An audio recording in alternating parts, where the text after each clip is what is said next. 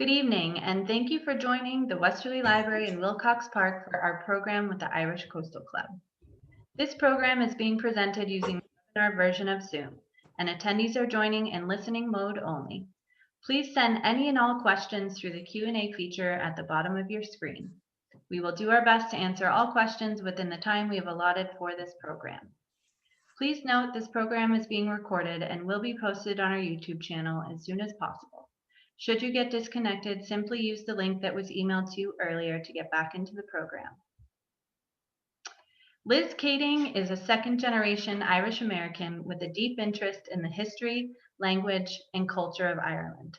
Previously, she has spoken about topics in Irish and American history at the Westerly Library and other local venues, and she was a speaker at the 2018 Harvard Celtic Colloquium.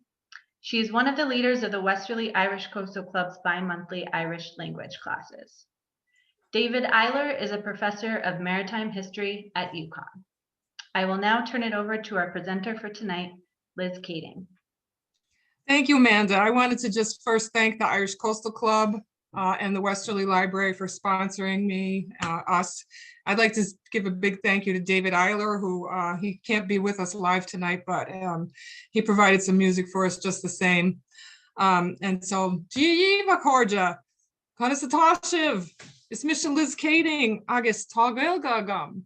So what did I just say? So I didn't want to scare you all, but that was Irish. So I said, hello, friends, how are you all? I'm Liz Kading, and I speak a little bit of Irish. I first learned a few words of Irish from my grandmother, who was from County Cork when I was a kid. I was young teens. She taught me a few words she had learned in school. I was fascinated, but back then, before the internet, there was no way for me to pursue that. So I kept track. I wrote the words down phonetically, and I kept track of them for decades. I'm not kidding. They were hanging on my refrigerator in an index card, and I would practice them. But that was it. That was the sum total of my Irish. But thanks to the invention of the internet, and then later my brother Matt for sharing his Rosetta Stone Irish software with me, I've been learning Irish for about the past 10 years. And tonight I'm going to introduce you to the Irish language. And first we're going to go through the history of the language, and then I'll show you some of the things that I love about it. And maybe I'll inspire you to go on and learn a little bit. So the first question is, what is Gaeilge? Gaeilge is the Irish language. So in English, it's called Irish, and in Irish, it's called Gaeilge. It's just like in English, we call it French, and in French, they call it Français. Same thing. People often say to me, you mean Gaelic? And yes, Gaeilge is one of the Gaelic languages. And just an aside, the Irish word for English is Berla. So what we're going to start by looking at what Irish isn't. And so these guys, the Lucky Charms guy and the Irish Spring guy, if any of you remember those Irish Spring commercials from the 70s and 80s, that is not Irish. Okay, that is English with bad Irish accents.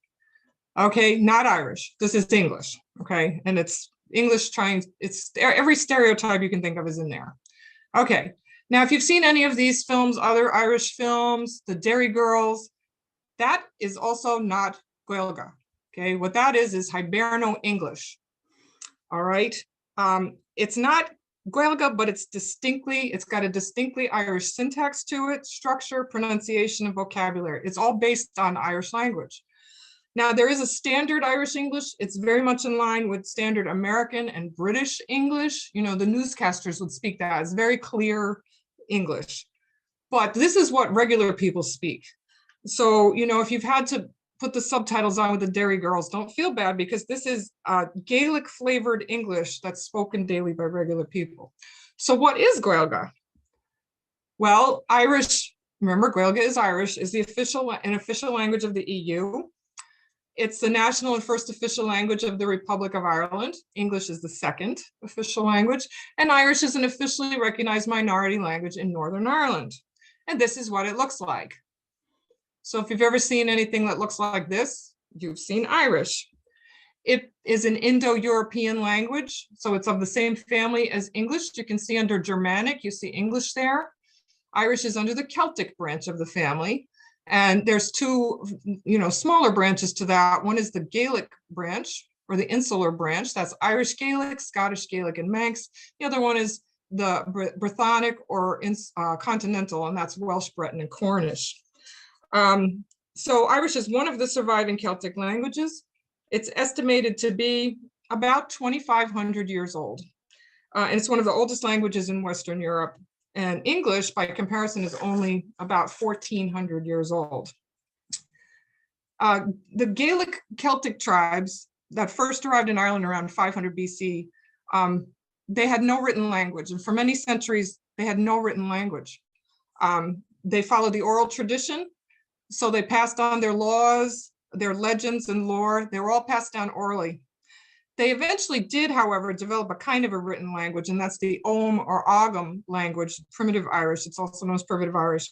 This is a system of notches on stones.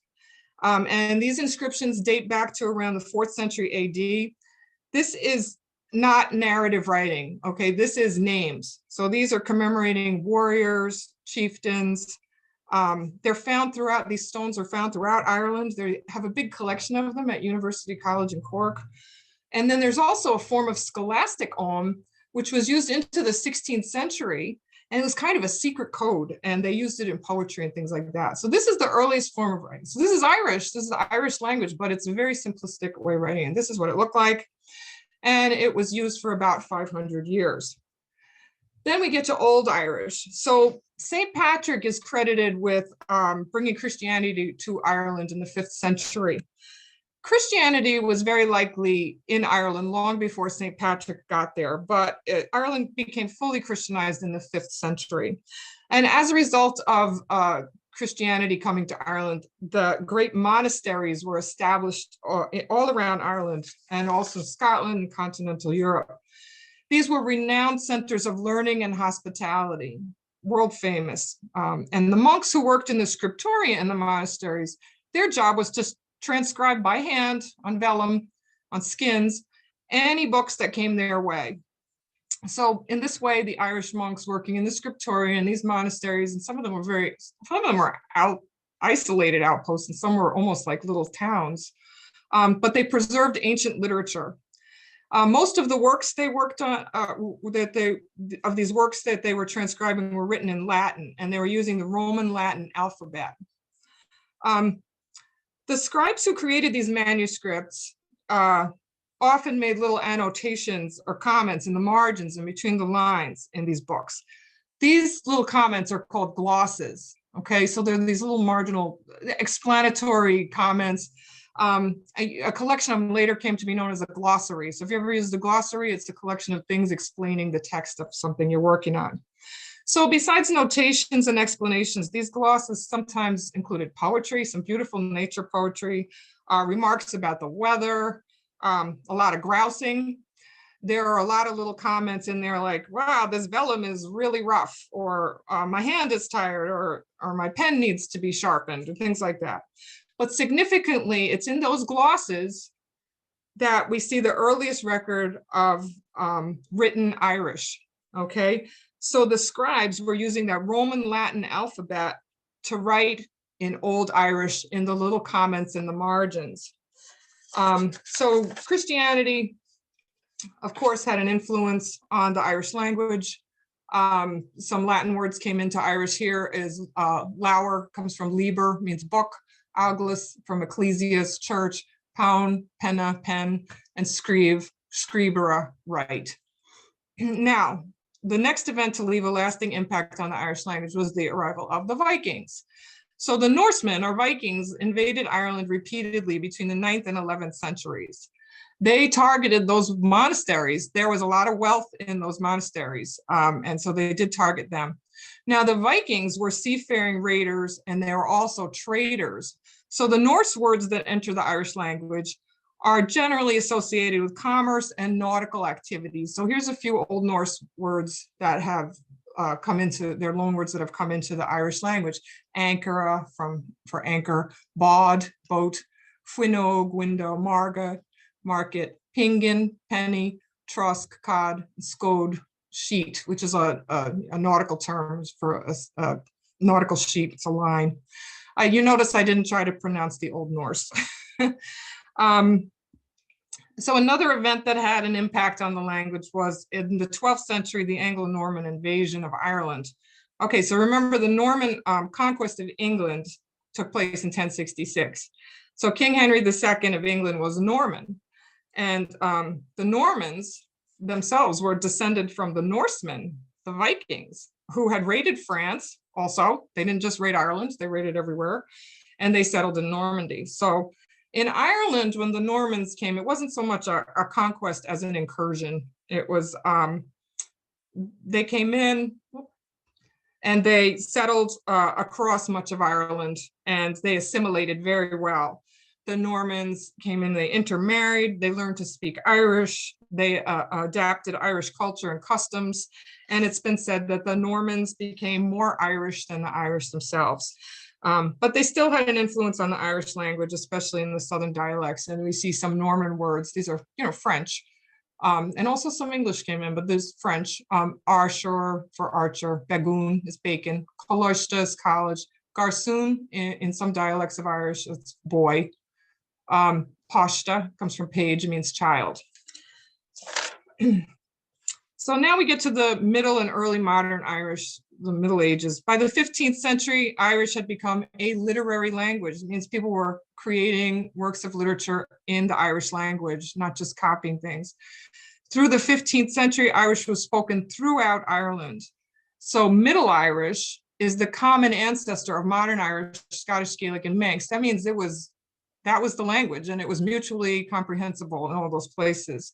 Nowadays, Irish, Scottish, Gaelic, and Manx are similar, but they're different. And I can sort of read Scottish Gaelic, but when I hear it, I don't understand it as well as you would think. Anyway, the Irish language was also widely understood, and it was spoken and read outside of Ireland. It was on par with Latin and Greek as the language of intellectuals. And it wasn't just ecclesiastical scribes writing in Irish by now. It was also professional poets. They were writing bardic poetry. It was historians. There were dynastic scribal families who wrote for wealthy patrons. They would write these big books full of all kinds of interesting things, including very flattering histories of the families. Here is the 12th century Laur Nahedra, the Book of the Dun Cow. This was written around 1100 AD, so 12th century. It is the oldest extant manuscript written in Irish. This is not written in Latin with Irish writing in the margins. This book is written in Irish. It's a miscellany. It was compiled by monks at the monastery of Clonmacnoise in County Offaly. It was compiled from even older sources. So manuscripts that were even older that recorded stories and things, and also from the oral tradition. So the monks who transcribed these kind of books and other people, they were anybody who was a scribe, monk or not, they were always trying to gather material. So the Laur Nahedra contains poems, religious texts, legends, and other material dating from the 8th and 9th century and possibly older. Oopsies, my finger slipped, sorry. Laur Nahedra contains the oldest version of the Táin Bacólíne, which is the cattle raid of Cooley. If you're familiar with that, it's a great old Irish legend, and this, the oldest version of it is in here. Now, as Laur Nahedra was copied from older works, it was also copied going forward. So if you had a good book, people wanted to copy the stories in it from you and put them in their book, maybe take some of the stuff out of it and editorialize or, change it a bit, and it would go forward. Scribes, as I said, were always on the lookout for works for their books. Unfortunately for us, rather than being hostile to Ireland's pagan native lore, the scribes, including the ecclesiastical scribes, were instead enthusiastic about it. And they were eager to commit stories from the Celtic oral tradition to writing. And that way they preserved these oral stories were passed on by word of mouth. The scribes collected them and wrote them down, and we'll be forever grateful to them for that. So another notable work in Irish is the Book of Lismore. This was compiled in County Cork in the 15th century, and it's another miscellany of religious and secular texts written in Irish. The book of Lismore contains, includes stories from the Fenian cycle. So the Fenian cycle are the stories that make up the adventures of Finn MacCool and the Fianna. Finn and his son Oisin and their band of warrior poets, the Fianna, they were the legendary protectors of Ireland. And one of the tales in the Fenian cycle is about Oisin, Finn's son, and Niamh of the golden hair, was the most beautiful woman ever, and Tír na nÓg, the land of eternal youth. So I'm going to play David's song. He's going to sing in Irish about Tír na nÓg, about Oisin and Niamh in Irish, but I translated some of the lyrics for you, but I couldn't fit everything on the slide. So I put the intro and the chorus on there. But since I couldn't fit everything before I play the song, I'm just going to read you a quick synopsis I wrote of the story of Oisin and Niamh in Tír na nÓg, so you'll know what's going on. So long ago in Ireland, Niamh of the golden hair, who was the daughter of the king of Tír na nÓg, the land of eternal youth, appeared on a white mare before Finn MacCool and his son Oisin and the rest of the Fianna. Niamh asked Oisin to return with her to Tír na nÓg. Oisin, he didn't think twice about it. Without hesitation, he said goodbye to his father and friends and jumped on Niamh's horse, and he went with her to the magical land of Tír na nÓg. Oisin lived happily with Niamh for 300 years, but then he became homesick for Ireland. Niamh sadly agreed to let him return to Ireland, but she warned Oisin that if he set one foot on Irish soil, he could never again return to Tír na nÓg. Oisin returned to Ireland, riding Niamh's white horse. He found Ireland much changed and his father and the Fianna long gone. As he rode around the countryside, he came upon some men who were struggling to move a large stone, and Oisin, being the strong young fellow he thought he was, he leaned over to help them. And then his foot slipped and touched the ground. And he immediately aged 300 years and soon died and never returned to Niamh or Tír na nÓg. So the song that David is going to sing now is about how Niamh lured Oisin away from Ireland. And as I said, I put the chorus in here in the very beginning, but not the intervening bits. So let me see if I can get that started. Here we go.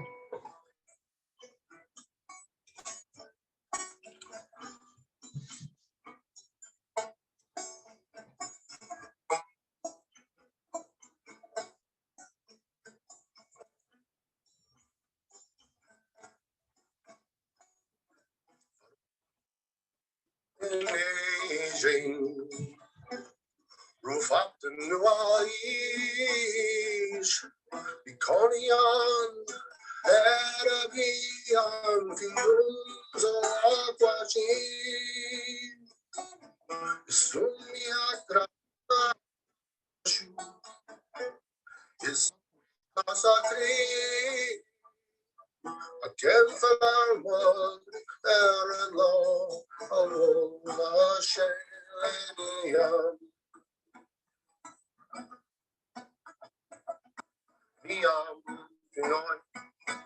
As being by a morning day, I can say I should go. Now she is bravo, now she is a boy, now she is a miracle, but here now go.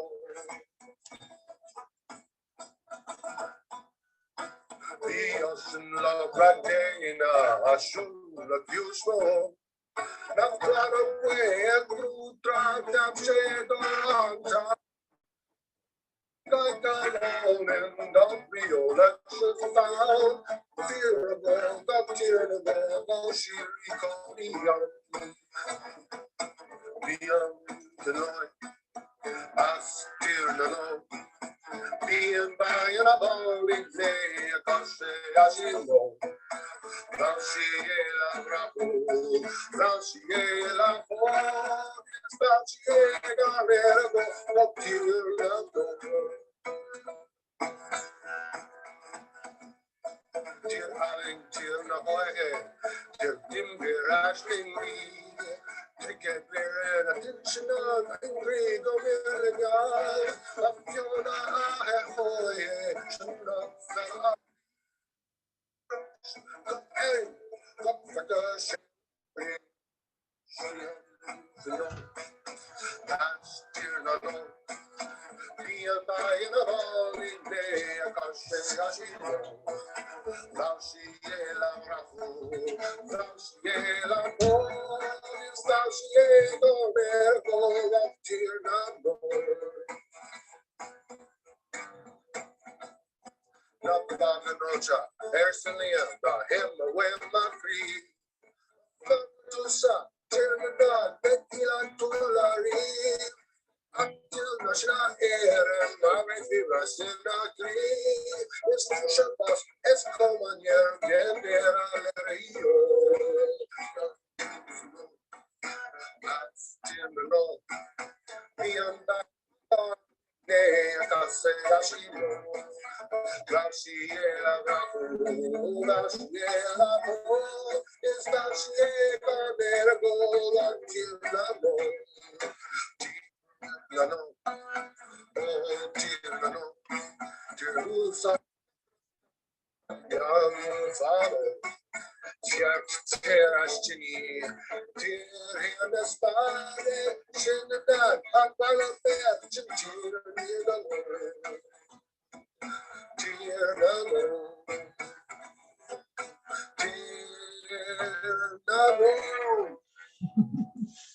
Hey. That's a good friend who agrees to sing in Irish for you. Okay, so the Irish language continued to be very strong throughout the 15th century, despite the introduction of Latin, Norse, and Norman. These were loan words that came in, but they didn't in any way diminish the Irish language, and it remained widely spoken and understood. But this was about to change. So the 16th century, Henry VIII decided to declare himself King of Ireland in 1541. So part of that was he required all Irish nobles, and these were Irish-speaking nobles, to surrender their land to the crown. And then the land was returned to them by royal charter. So this was a policy of surrender and regrant.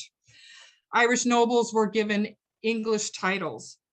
Now, Henry was busy with other things like the 6 wives and all of that stuff. So he didn't really take things much further. But Henry's daughter, Elizabeth I, she took a more aggressive stance toward Ireland. She saw the Irish as barbaric. She saw them as a threat to her reign. She did not want Catholic Ireland and Catholic Spain to team up against Protestant England. Elizabeth believed Ireland had to be completely under British control. And to that end, she began the plantation of Ireland. So she sent English settlers to Ireland, and she was determined to anglicize Ireland. The settlers brought with them English language and culture. They brought English common law, the Protestant religion. And so in the 1560s, Elizabeth decided she should learn some Irish so that she could better control the Irish people. It wasn't love of the language. So in order to spread Protestant Christianity, she actually had the first typeface created in Irish. The Irish themselves did not have a print tradition until well into the 19th century, believe it or not. They wrote, everything was manuscript, but in England, they did have print. And so she had the Irish typeface create a Bible, an Irish language Bible published to spread Protestant religion around Ireland. She also asked Sir Christopher Nugent, who was a young Irish nobleman of Anglo-Norman descent, to create an Irish phrase book for her. And so he did. This is an amazing little survival, this book. It's about 18 pages long, little thing. And it includes an address to the Queen, and then the Irish alphabet, and then words and phrases in Irish, Latin, and English. This is early modern Irish. If you speak any Irish, if you have any Irish, you should be able to make some of this out. So you can see there under the Irish, there's Conas Tatu, how do you? Time Gamam, well, Gorta Mór, I thank you. So some of that should be familiar to you. Unfortunately, Christopher Nugent was later charged with treason and he died in prison. The Tudor conquest was the first real push to impose English language and culture on the Irish. Okay. And beginning of the 17th century, you can see on this map that Irish is still the primary language in much of Ireland. You can see it's mostly green there, but English is becoming a significant influence, especially in the East. And you can see that the stain of the English modern, early modern English is starting to spread across the map. So the red is spreading across the green. So 17th century, following the English Civil War, King Charles I was deposed in England and the parliamentarians took control of England, and the Puritan Oliver Cromwell became the Lord Protector of the Commonwealth in the 1640s. Cromwell hated Catholics. He saw them as heretics and worse. He saw the Irish and the Irish language as barbaric. And so Cromwell had nothing good to say about the Irish, the Catholics, or the country of Ireland, and he passed the penal laws against the Catholics. These were brutal, okay? Under the penal laws, Catholics could not own land. They could not vote. They could not be educated. They could not enter professions. And then Cromwell's armies laid waste to large swaths of Ireland. Thousands of people were killed. The land was confiscated. Thousands and thousands of Irish men, women, and children were transported to Barbados to work on the sugar plantations. English was increasingly the language of administration and legal affairs in Ireland. And it's in the 17th century that the status of Irish as a major language fades away. The 18th century, this is a low point for Irish Gaelic literature. There's not a lot being written, and it's not of a very high quality. The penal laws marginalizing the Irish persist through much of the 18th century. So here we have Ireland's great history as a place of learning. This is diminished. Irish citizens were reduced to teaching their children in hedge schools, as you can see here on the slide. These were small, informal, illegal schools. They were designed to secretly provide the rudiments of an education to Irish Catholic children and also Presbyterian children. They were literally in the hedges or in some outbuilding. The Irish language continued to decline, English continued to increase, but Irish was still spoken in the rural areas and by the working classes in the towns. But British administrators and the Catholic Church discouraged the use of Irish. If you wanted to get ahead, you needed to speak English. And so there wasn't a sudden shift. They didn't suddenly go from speaking Irish to speaking English. The language shift is gradual. And so English words start appearing in Irish literature in the 17th century. So you'd see an Irish song or poem. They're usually used for comic effect, and there'd be an English word used here and there. But in the 18th century, the use of English in with Irish writing is much more widespread, and it becomes almost equal. So this is macaronic writing. This is bilingual writing. So it's writing in two languages. That's what that term means. And it's for an effect. So we're going to have David sing now Gaeilge Mór, which is a beautiful 18th century macaronic song. I think he is anyway. Where did the... Well, we might not be having David sing that because I don't see how to get it to start. All right, well, I apologize for that technical glitch. All right, I'll keep moving on. So it's a beautiful song. It's partly in Irish, it's partly in English. If you get a chance to listen to it, Sting did a beautiful version of it with the Chieftains. Anyway, Gaeilge Mór. Okay, so the 18th century was also an age of enlightenment and rebellion. So we had the American Revolution, French Revolution. This is all in the late 18th century. The Irish attempt their own rebellion in 1798. So there's this movement to, restore rights. So there's a gradual repeal of the penal laws. This begins in 1793. And then scholars and antiquarians begin to take an interest in Irish manuscripts. So they've got all those Irish manuscripts that were created. The antiquarians and the scholars see these as curiosities, antiquities, and they begin to have an interest in the Irish language. But they're seeking Irish language speakers not because they want to preserve the language. It's because they want these people to translate these books so they can understand what it is they're collecting. They can't read them. In the first half of the 19th century, we get to 1800 here. There's a population of about 5 million in Irish. About 3 million of them speak primarily Irish. Okay, you can see the white areas are the English-speaking areas, but there's still a lot of green on the map. But the next blow to the Irish language is about to come. And I'm sorry about this thing here that's covering up my writing, but I don't know if you can see that, but set up professional audio. I don't know what it means and I don't know how to get rid of it. So we're stuck with it. Anyway, 1845 to 1852, we have on Gorta Mór, which is the Great Hunger. Oh, okay, it's not, my husband just told me it's not showing up, so yay. Anyway, on Gorta Mór, the potato famine, this decimates the population of Ireland. Now, the rural poor at this time made up most of the monolingual Irish language speakers. These are the same people who were the most vulnerable to the famine and disease of the on Gorta Mór. So over the course of this Great Hunger, 1 million people died and 1 million immigrated. And the population of Ireland dropped 20 to 25%.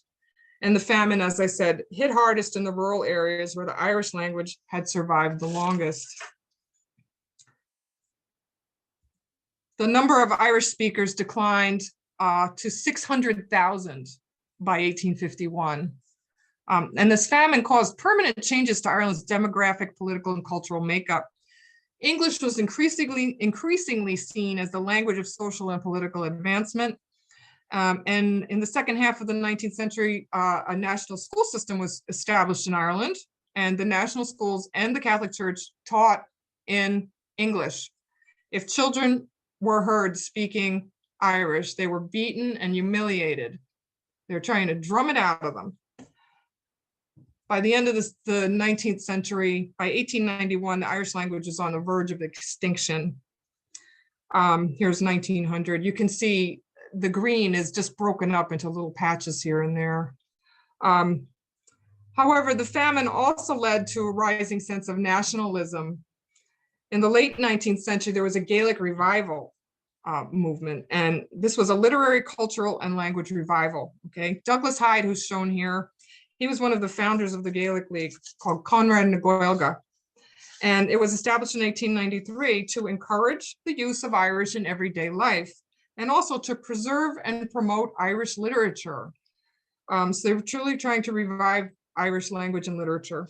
And Douglas Hyde himself gave a very moving speech on the necessity of de-Anglicizing Ireland. Conrad na Gaeilge successfully campaigned to have the Irish language included in the school curriculum. The Gaelic League offered Irish language classes throughout the country, and they taught illiterate people in rural Irish-speaking areas to read and write in Irish, so they're able to write down their experiences as the true, lasting Irish speakers.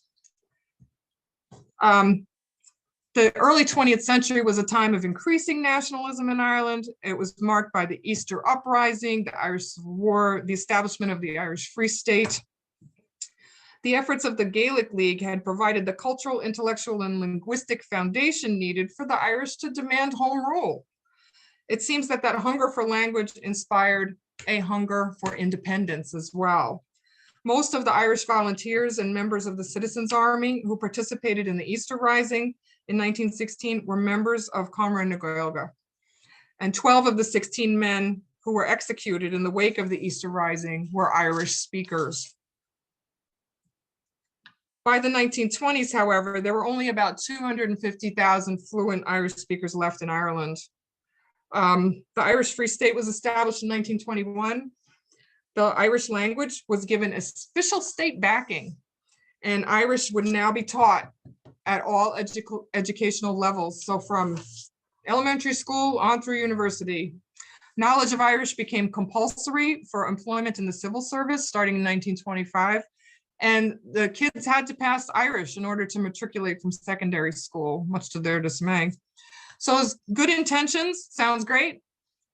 It may have been a case of too little too late to save Irish. Unfortunately, the Irish language was poorly taught through much of the 20th century, often by non-fluent teachers. They didn't have a history of speaking it.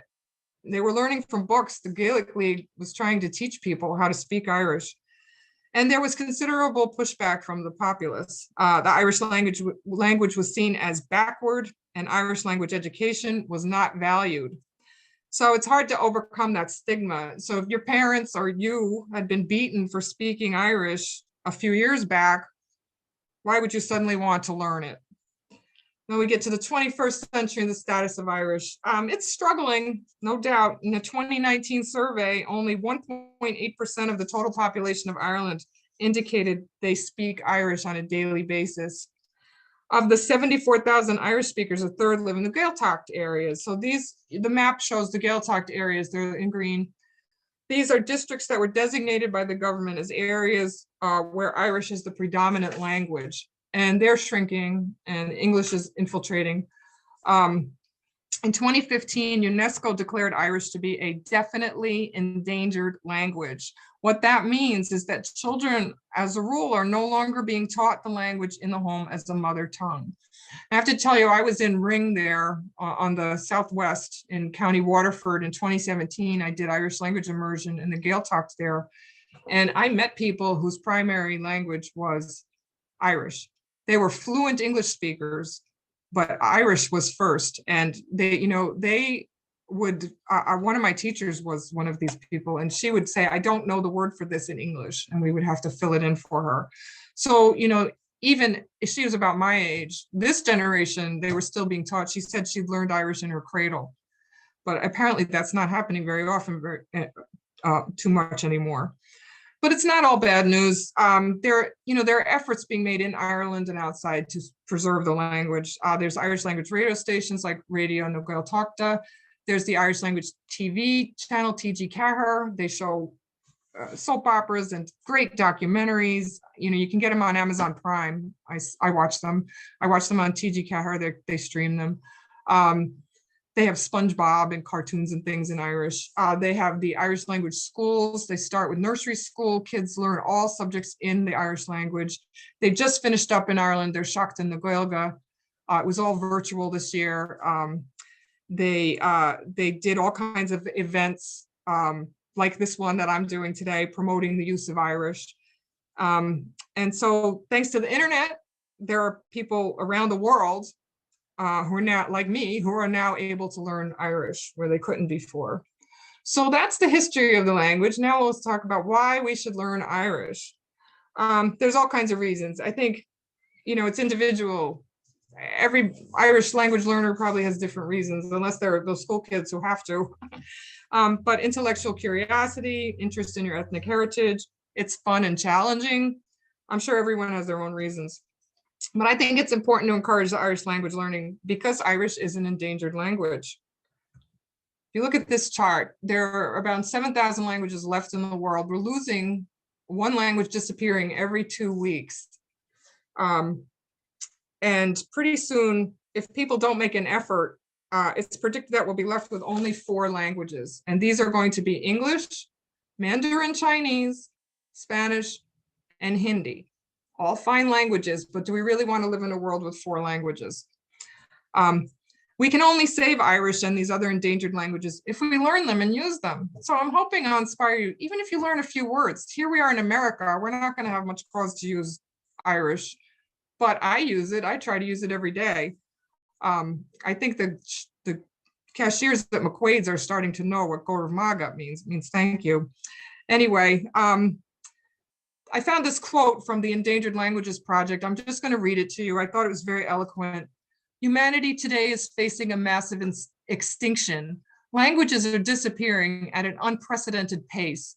And when that happens, a unique vision of the world is lost. With every language that dies, we lose an enormous cultural heritage, and we lose the expression of communities' humor, love, and life. In short, we lose the testimony of centuries of life. For me, one of the reasons I learn Irish is because I believe it gives me a little bit of insight into the worldview of my Celtic ancestors, the Gaels.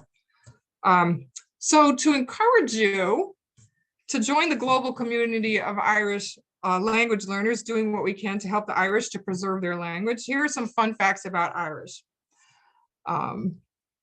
There are only 18 letters in the Irish alphabet.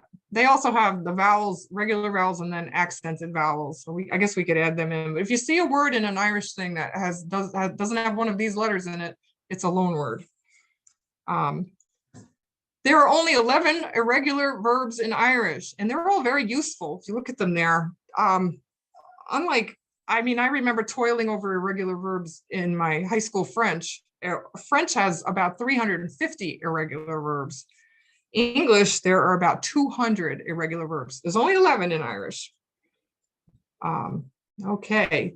In Irish, there are 3 different counting systems: cardinal, ordinal, and personal. So cardinal is counting 1, 2, 3, and adultery, hand adultery.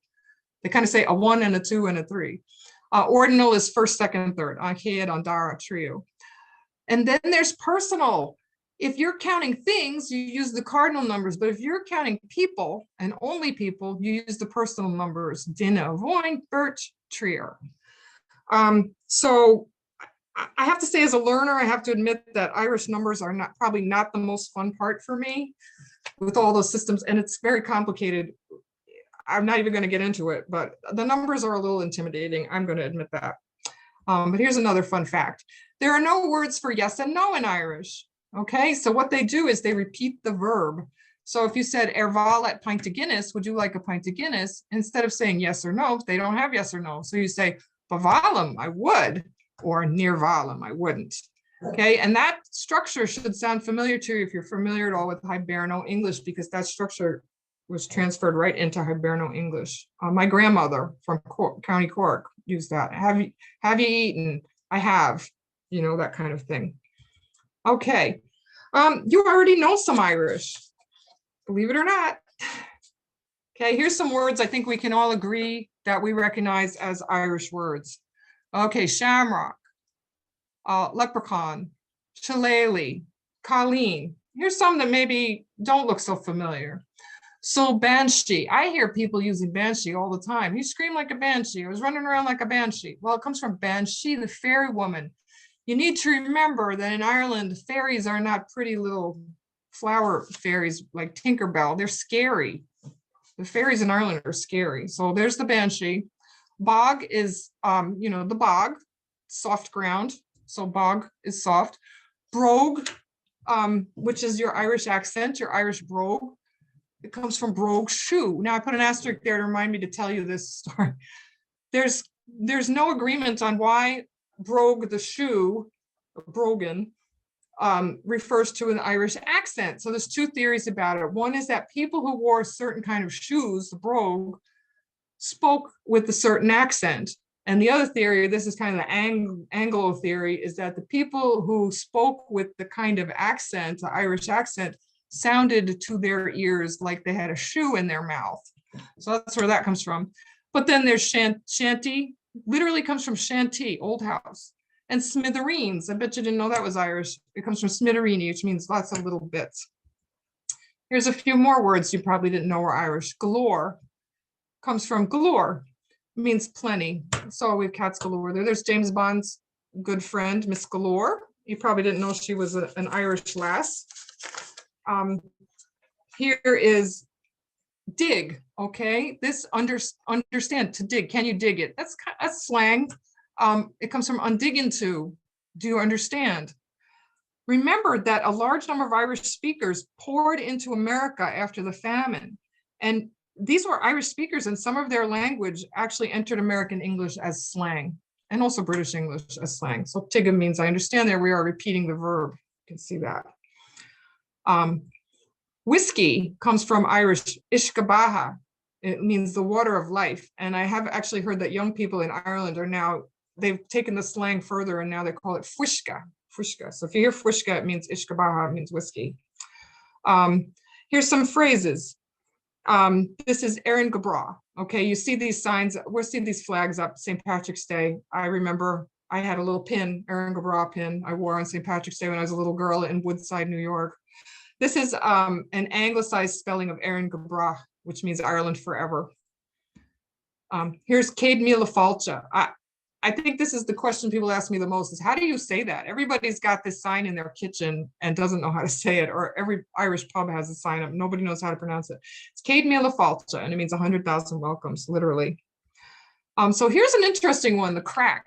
If you've heard the expression, the crack, you'll see the signs in Ireland, Ceol agus crack, like you see there, that means music and fun. It's pronounced like the word crack. What's the crack? It means what's happening, what's going on. Crack actually comes from English. So in Middle English, the word crack meant loud conversation, but it evolved and it came to mean fun. So have a cracking time and have fun. So in the mid 20th century, crack was borrowed into the Irish language, and then they Gaelicized the spelling of it. And then it re-entered English and Hiberno-English with the Gaelicized spelling, and now it's very common to hear, what's the crack? Oh, it's good crack. We always say at the Irish classes we do with the Irish Coastal Club, oh, it's good crack. Here's a few expressions that I think give some insight into the Irish worldview. So here's one, tá an grian ag scuilche na glach. Okay, what does that mean? It means the sun is splitting the stones. So that's literally what it means. It translates as it's very warm. The sun is splitting the stones. It's so warm, the sun is splitting the stones. Here's another one. Níl an tinchain mar de hinchain hain. Okay, this means there's no fireside like your own fireside. In other words, there's no place like home. And here's another one I love. Vime windham wicca. Okay, means I was on the pig's back, which is literally I was on the pig's back, but it means I was very pleased with myself. Another reason to love the Irish language are animal names. Animal names in Irish can be very descriptive. I mean, I had to restrain myself. I'm going to give you a bunch of them here. I just think they're the best. And so here we go with a few of them. So here's Muckwara, the porpoise, which is literally the pig of the sea. I love that one. Here's the Sciahan Láthar, the bat, which is literally the leather wing, very descriptive. Here's Macchira, the wolf. He's the son of the land. And here's Smuggerly Roan, the jellyfish. It's literally seal snot. Can't get more descriptive than that. And here's another one I love, Boinje, the ladybug. And it is literally God's little cow. And how can you not love a language that calls ladybugs God's little cow? So now I'm hoping that this song is going to play. Oh yeah, I think this one will. Okay, David's gonna sing one more song for us, and then before I finish up, because I know I'm running out of time, but here we go.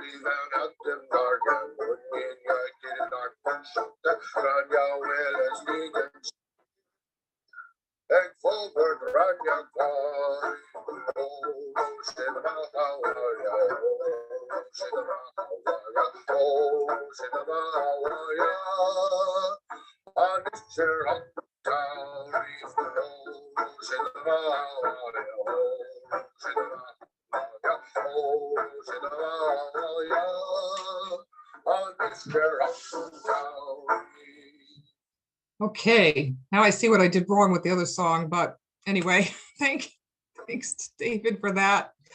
Padraig Pearse said, Tir gan Chenga, Tir gan Anam, a country without a language is a country without a soul. Pearse was a nationalist, an activist, a poet, and an Irish language teacher, and he was one of the leaders of the 1916 Rising who was executed. Now, as I said, it's a great time to learn Irish or just about any other language. Not like when I was a kid in Gales Ferry, Connecticut, and all I had was what my grandmother taught me. There was no way to learn more. Now you can learn a few words, you can do a deep dive into just about any language, and you don't need any innate talent to learn a language. You just need personal interest. That's the most important thing.